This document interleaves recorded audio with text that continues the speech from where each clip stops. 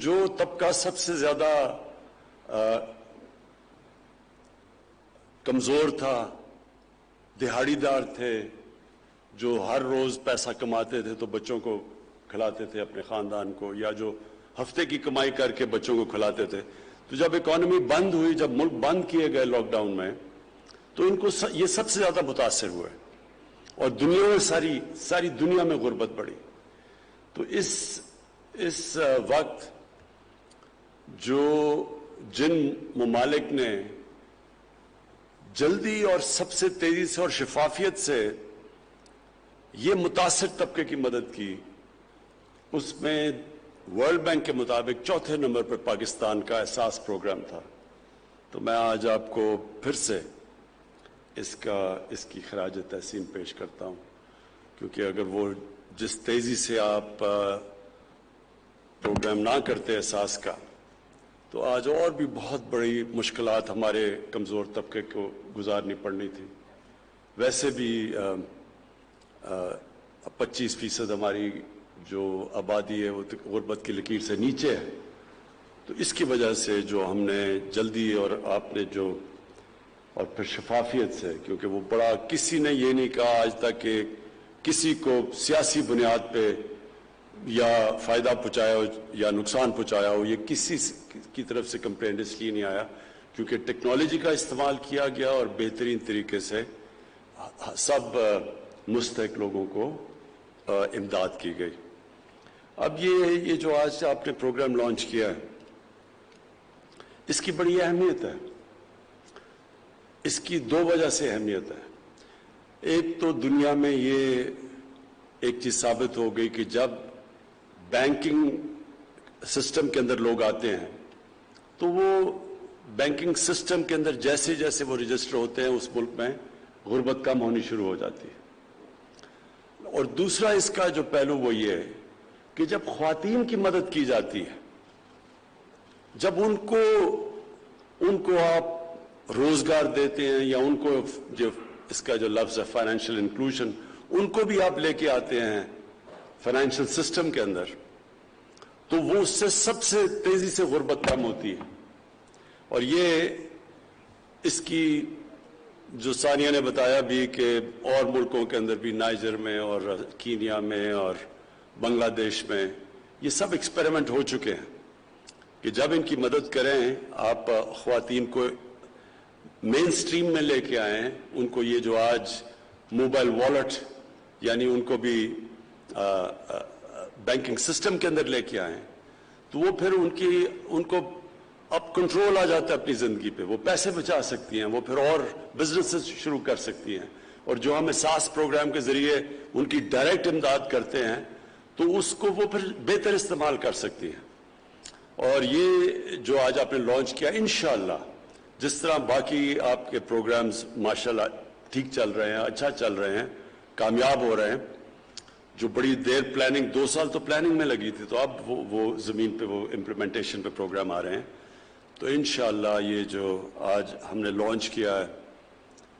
یہ فائنینشیل بچت اکاؤنٹ،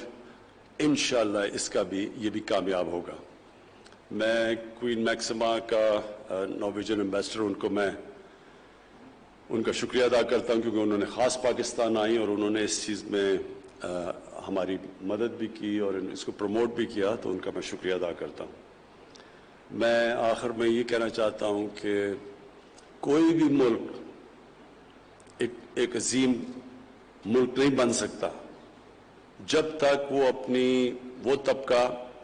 جو پیچھے رہ گیا ہے، جو کمزور طبقہ ہے،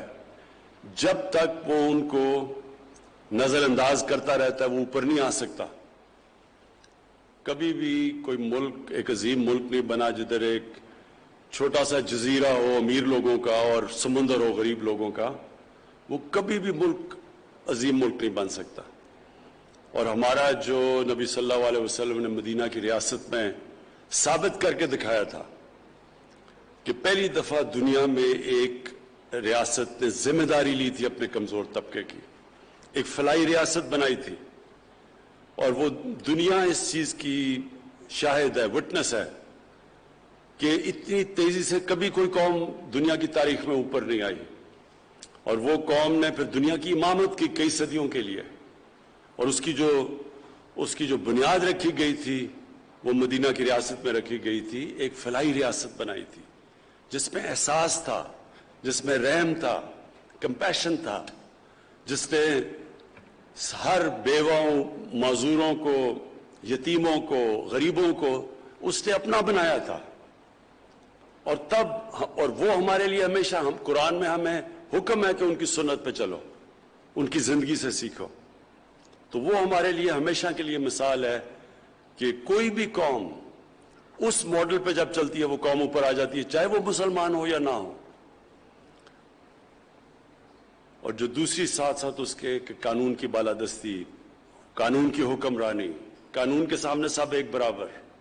یہ دو پرنسپلز رکھے گئے تھے اس ریاست میں۔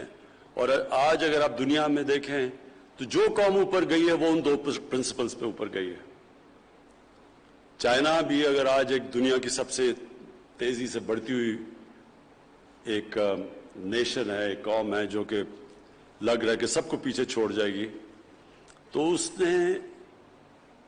ایک پالیسی بنائی تھی غربت کم کرنے کی۔